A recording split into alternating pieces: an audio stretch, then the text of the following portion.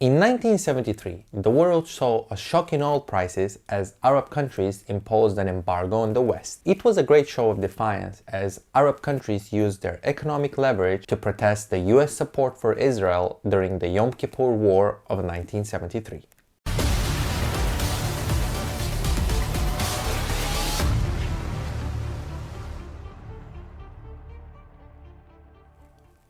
It is no surprise that since the creation of Israel in 1949, neighboring Arab countries have been strongly opposed or waged multiple wars against Israel.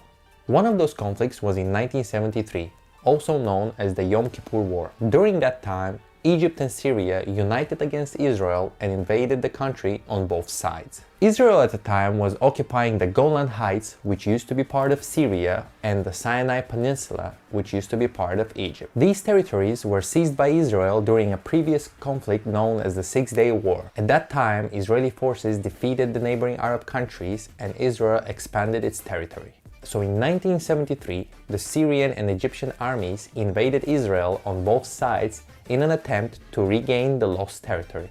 After some initial success from the Arab armies, the Israeli forces quickly regained the initiative and managed to push back. The United States military and financial support was crucial for Israel, which sparked outrage among the neighboring Arab countries who were supporting Syria and Egypt in the war. Some of the members of the Organization of Petroleum Exporting Countries, or also known as OPEC, were keen on using their economic leverage to punish the US for supporting Israel during the war. As the Israeli forces were gaining the initiative, the idea of using oil as economic leverage to influence the outcome of the war gained momentum among the Arab states. These sentiments among the oil-rich Gulf states were developing ever since 1971, when the United States government cut the ties of the United States dollar to gold and made the US dollar a free-floating fiat currency. That influenced the price of oil as the real value of oil decreased compared to gold and other commodities. All of these events delivered the necessary condition for the oil embargo that was to follow.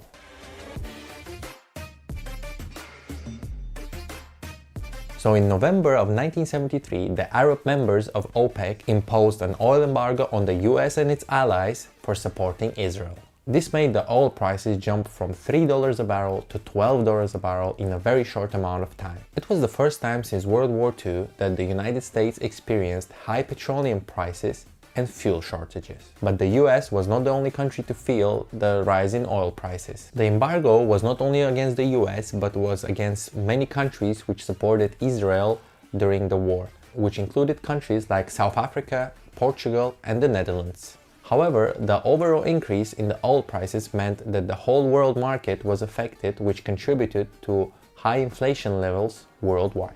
In some parts of the United States, long queues in front of gas stations were formed as petroleum prices increased as much as 50%.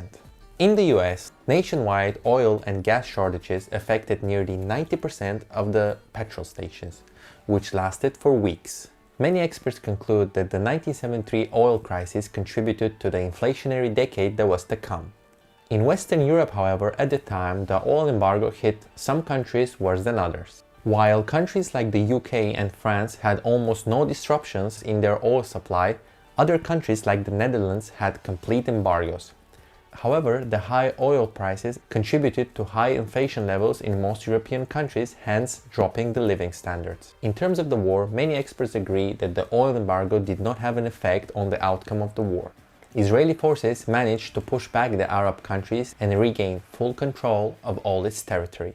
However, the impact of the oil embargo on the international economy was significant. The major economies of the world, which were relying on importing oil, were reminded that relying on imported oil was an unstable and risky decision. This led to many countries restructuring their oil supplies and looking for alternative sources of energy. Many countries in Europe and Asia were incentivized to diversify their oil supplies and become more independent. The oil embargo reminded Western Europe how important the Arab exporting countries are, and some countries shifted their position to being more pro-Arab. Also, the United States had other issues to resolve, since the United States dollar was no longer backed by gold and the worldwide confidence in the US dollar's value was decreasing they had to find a different way to stabilize and guarantee the price of the US dollar. After months of negotiations, in March of 1974, the Arab oil embargo was finally lifted, but it had long-lasting consequences for the years to come.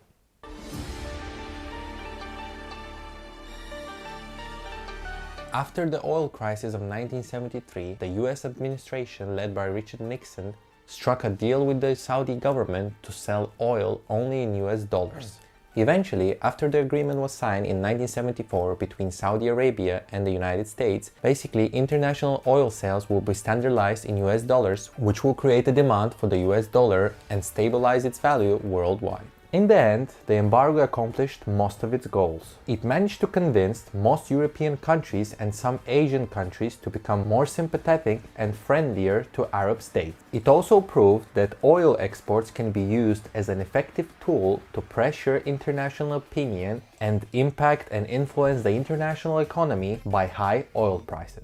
The high oil prices continued up until 1979 when they hit their peak, and the slow decline continued thereafter. By uniting under a common cause, Arab countries proved that economic power can be an effective tool against the more powerful and influential adversaries. In the end, the oil embargo was one of the most significant acts of the Arab members of OPEC, which had long-lasting consequences for the years to come.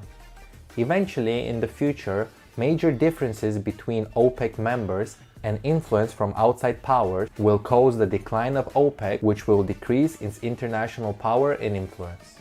The lesson to be learned is that by being united, oil-rich Arab countries can exert tremendous influence over the world stage. This was of course possible by having an independent foreign policy which was not influenced by outside powers. In the years to come, however, the Arab world would grow more divided and would struggle to regain its influence on the international stage. So that was all for today's video. Thank you again for watching and see you next time with another episode of The Hidden Wars.